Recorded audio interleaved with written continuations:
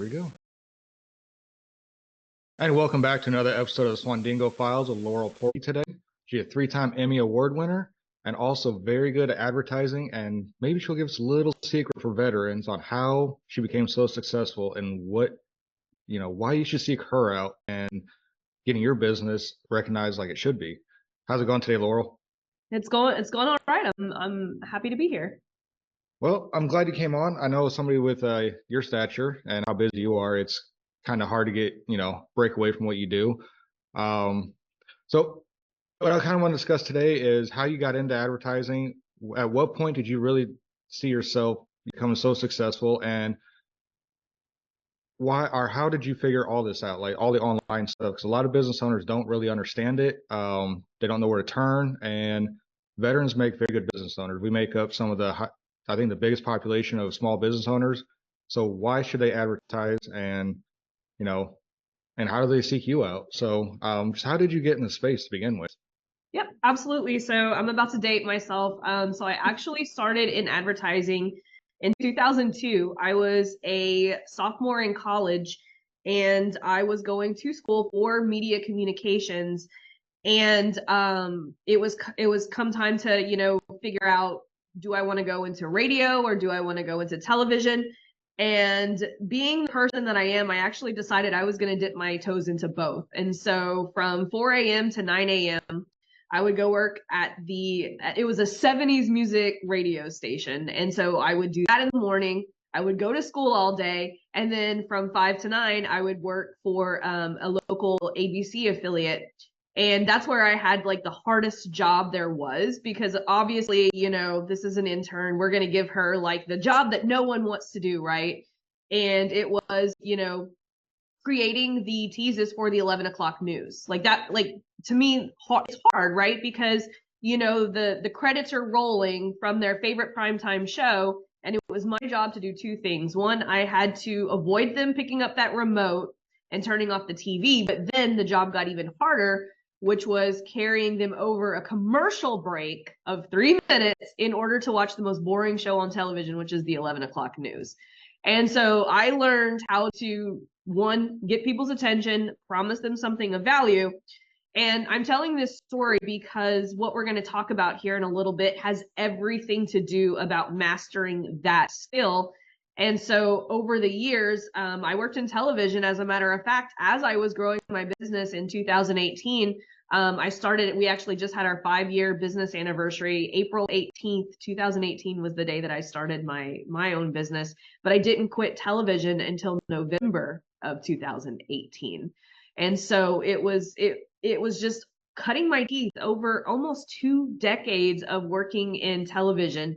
A lot of people are like, well, you bring a little bit something different to the advertising space. It's because of that television background and me just kind of honing in. It's funny. My old bosses, I worked for CBS, and this was 2008, and I was in a band. This was in Dallas, and I was promoting my band on Facebook. And he taps me on the shoulder and he's like, hey, I see you doing this Facebook thing every single day. He's like, we're not sure if it's going to become a thing, but we would like for you to create a Facebook page for the TV station and see if we can use that to build some viewership. And then it was love at first, like, cool, I'm gonna hit the ground running with social media. And so from there, I was a producer and a social media director, even though I wasn't getting paid because they weren't sure if social media was gonna become a thing. And then quickly just, really honed in on my skills on grabbing people's attention and keeping it.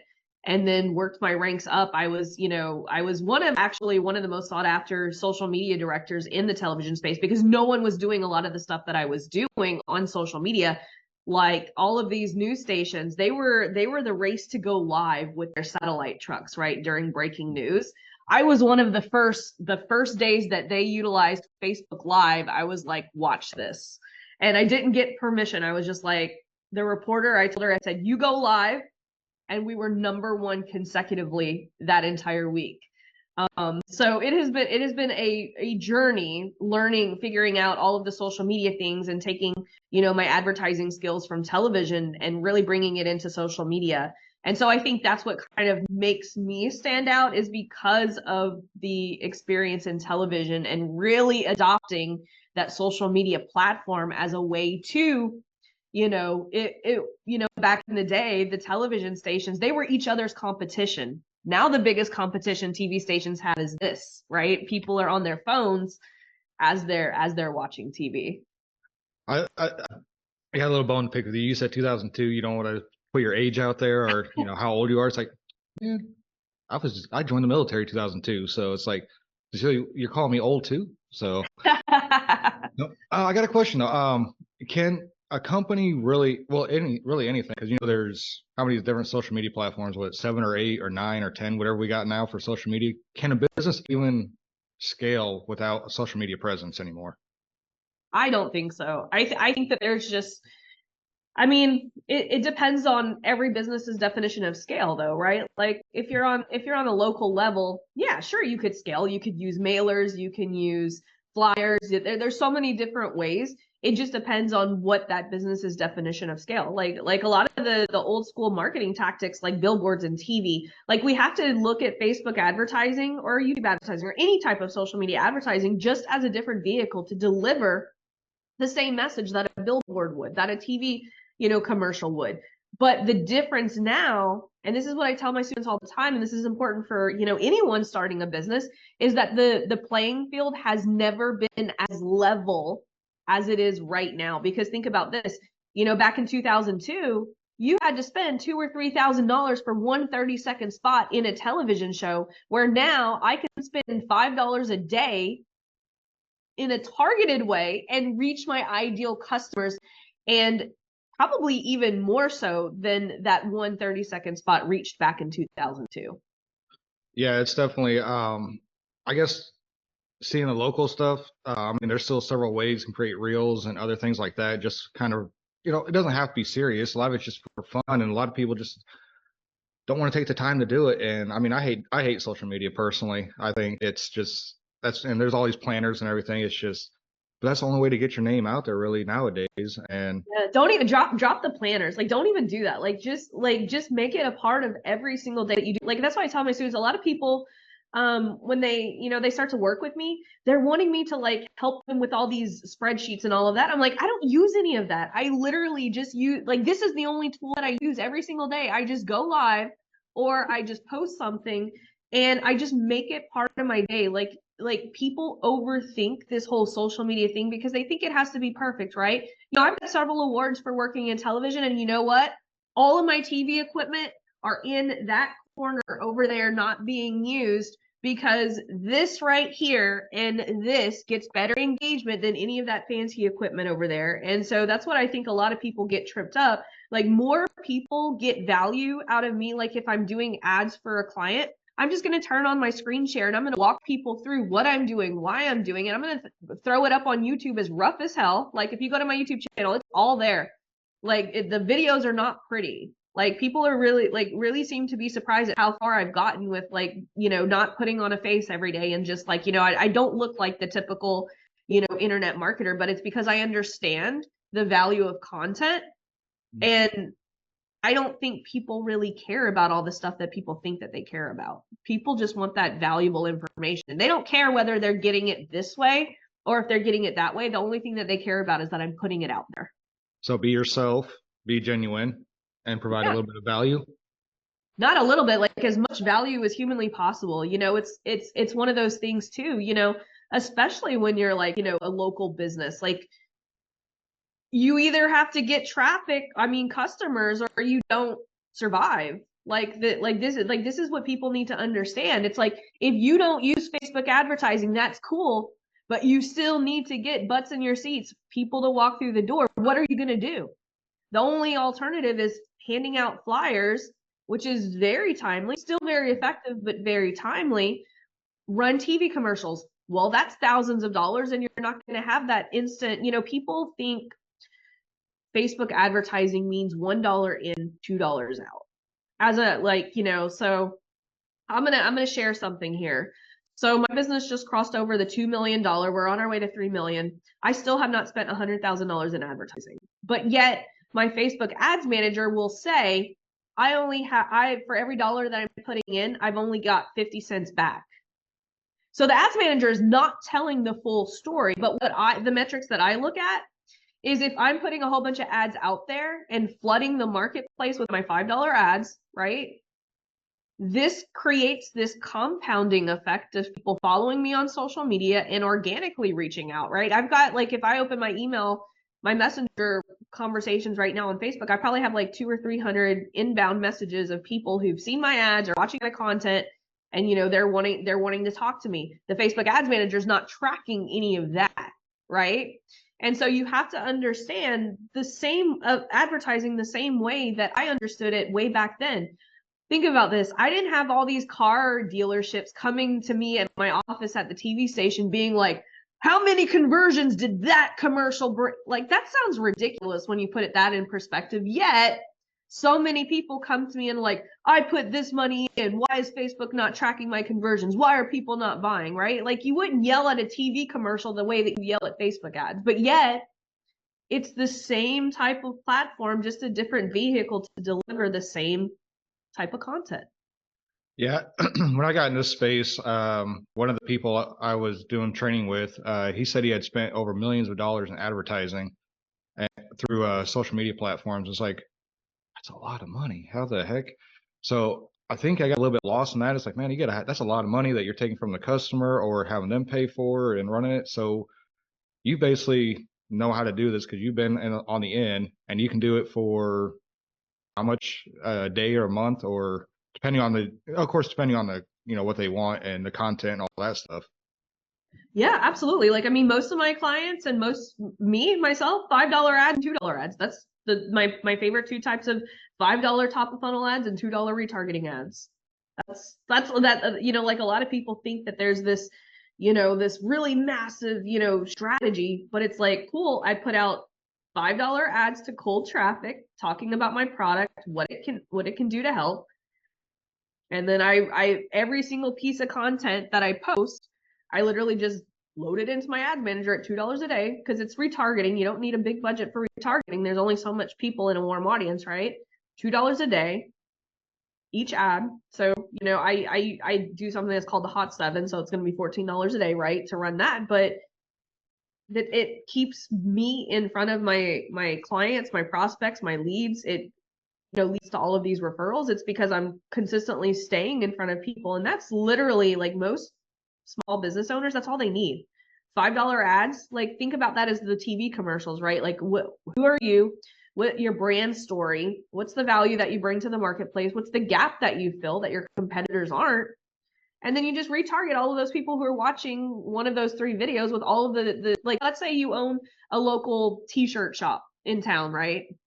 And you create 3 pieces of content. Like, one day you're like, hey, my name is Laurel and I own a t-shirt shop. As a matter of fact, my wife and I, that was our first business, is we love to ride our bicycles. And so one of the gaps that we saw in the marketplace was, there were no t-shirts that fit women specifically. They were all unisex. And so we're like, well, cool, let's create a t-shirt line for women who like to bicycle. And so there are all these cute little phrases like, I came on my bike with a little winky face, and these, like, double meaning kind of things.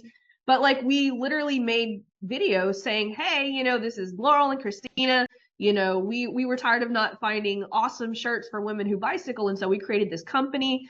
We would do videos about, like, us, pressing the t-shirts and all of that fun stuff, and that we would run that top of funnel, and then we would just retarget, right? If you own a t-shirt shop, all you have to do is run those videos, brand story, what gap do you fill in the marketplace, right? Run those, $5 a day. And then every time you post on social media, just hit that boost button to all the people who are already watching those top of funnel.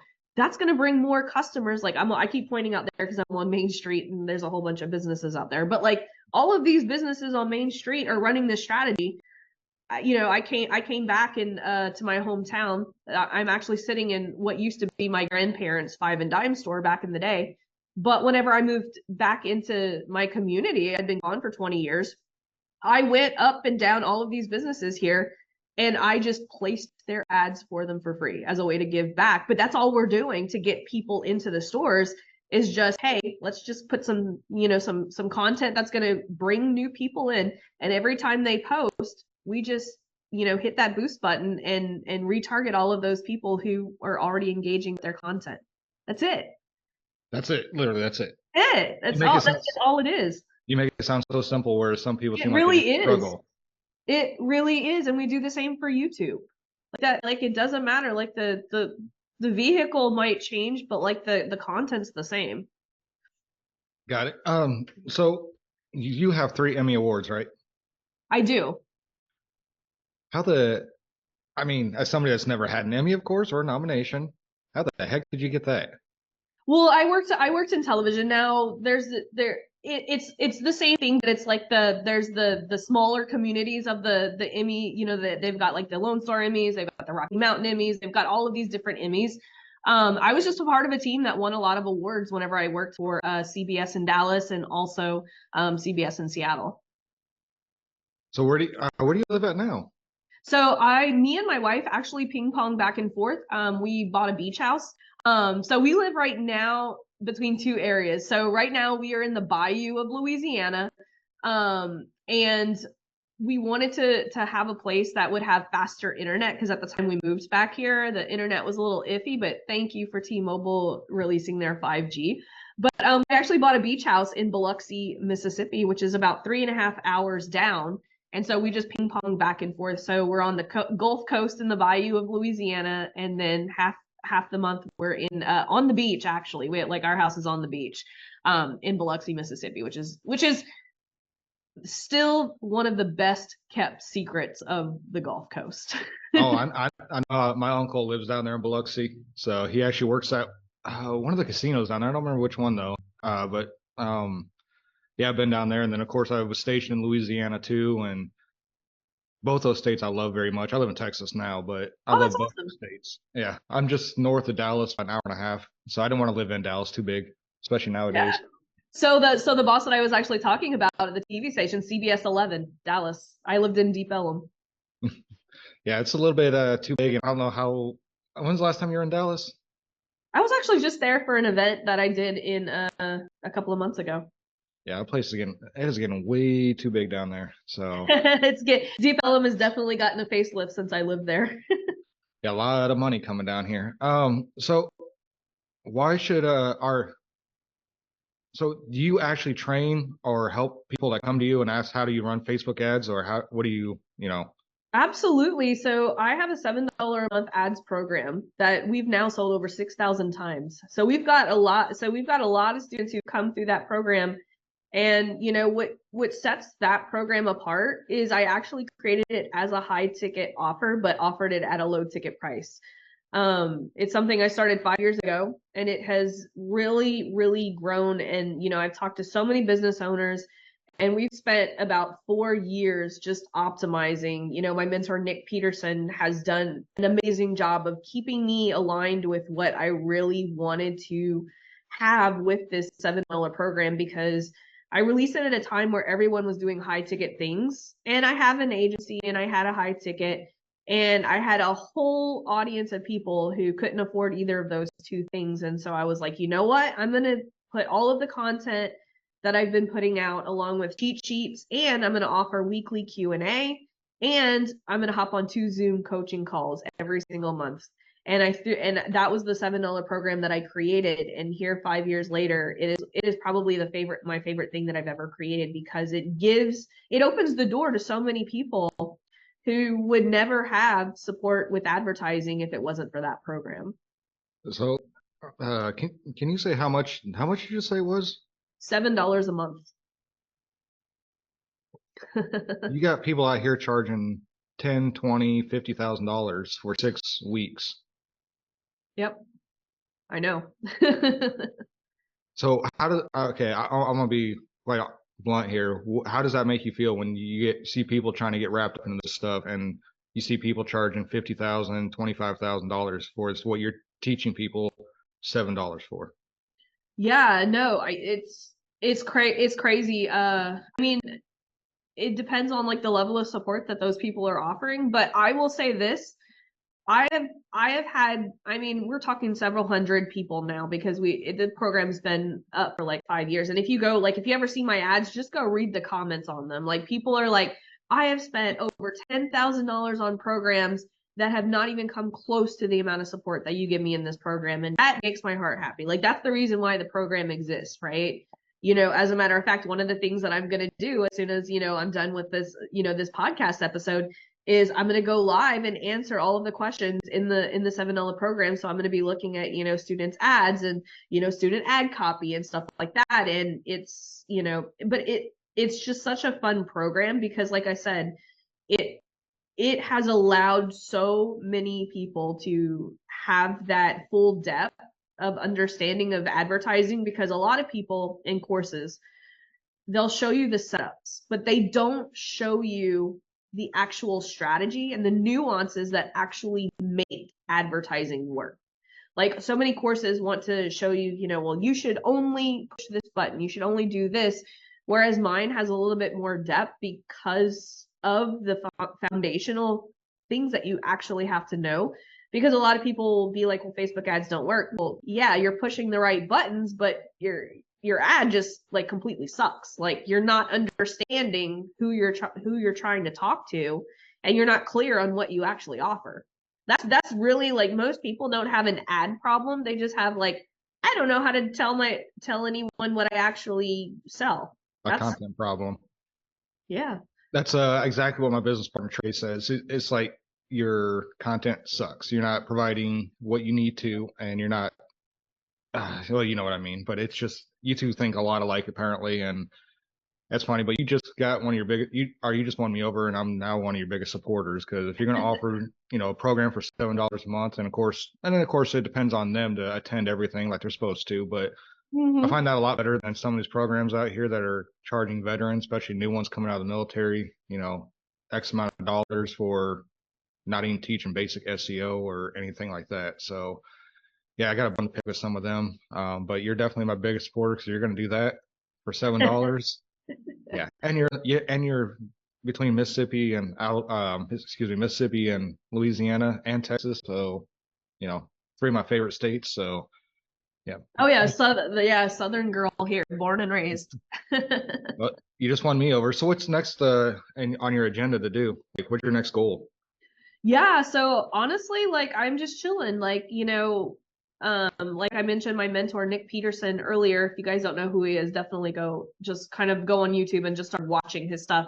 I've been working with him and Dan Nicholson for about 4 out of the 5 years that I had my business. And, I just wanted a business to where I could spend a lot of time with my wife and just hang out. Like, we've got, 3 little dogs. We love to travel. My whole goal of creating my business was not to, become a gazillionaire. Like, I really just wanted to have money to be able to enjoy life. Like, I've honestly didn't think that I could get as far as I did with just her and I working together, because a lot of people think we have this huge team and it's just her and I, like, that run the entire business. So there's not a lot of overhead. And we're just really comfortable, like we make enough to where, like, we invest, we have everything. I'm planning to retire in about 5-10 years tops. And this business has provided the security for us to be able to do that. And so, when people ask me what's next, it's like, what's next is actually doing less and less and less and less and less. Isn't that the goal of just about everybody? Try to do less and less. I got 6 kids, so I'm trying to get to a point to where I do not really less, but I can spend time with them, because 6 kids, that's a lot of kids.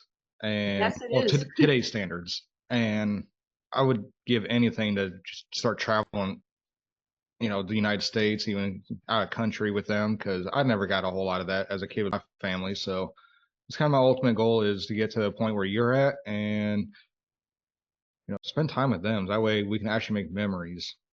Yeah. Like, one of the biggest mistakes I see most people make, and, because I've worked with so many people now, people will come into my program and I'm like, well, what would it take? Like, what are you wanting to make every single month? And people will tell me, well, all I need is like $10,000 or $11,000 a month. I help them get there. And then the first thing that they do is they turn around and they buy a new fancy car or they upgrade their house. And it's like, you literally just got even further away from what you said. Like you just told me that you could literally live a comfortable life if all you could do was make this. And now we've got to increase that by $5,000 to $10,000 extra a month because you just, got yourself further away from where you actually said you wanted to be. See, and I'm kind of in the same same mindset as that. I thought I only wanted like 10,000, but it's like, why stop there? It's not that I want to buy stuff. I want to, I guess you can say, of course, pay off all my debt. Because I, 6 kids, I got 3 cars, house, blah, blah, blah. I don't have any big vehicles. So whenever we all travel together, we pretty much got to take 2 vehicles. But it's just like, I got college to pay for. I got I just want to put money away for my kids. So when they are out of my house, they're not just on the street. So kind of like I was. So, but anyways, so you won me over easily. Of course, we all kind of knew that was going to happen.